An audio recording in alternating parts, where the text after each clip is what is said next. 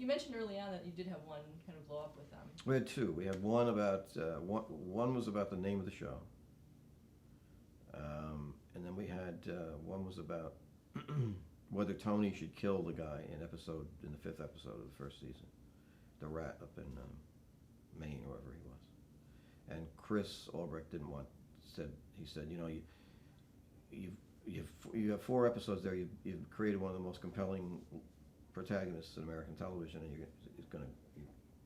you're flushing him down the toilet by having him kill that guy because it had never been done, and it was very brutal. He saw the film and he was like freaked out by it.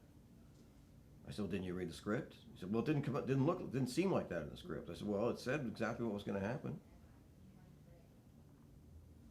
So I don't know. You can't have him kill that guy. You can't have him kill that guy. And I said, well, look, why don't we just skip the episode?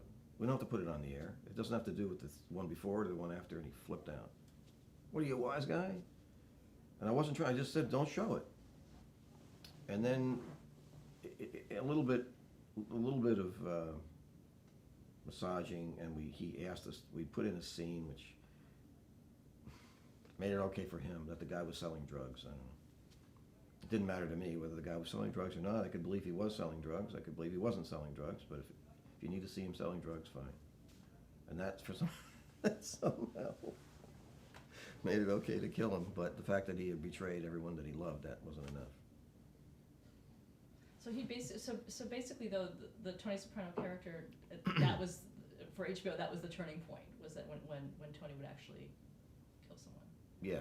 I mean, look, this was uncharted territory. I mean, I don't mean to make light of this. I mean, if you're a guy running that operation and you're spending all this money on this show, and all of a sudden, and television had been this very much sort of like with all these phony TV morals and lack of reality, and all of a sudden, the guy that your entire network is riding on is going to strangle somebody to death with a piece of piano wire? That had never been done. What are you, crazy? You can't do that. That's the end. That's what he thought. And even if that's not what he thought, that's what he was worried would happen. Maybe he got it, maybe he understood it, but he was afraid of it.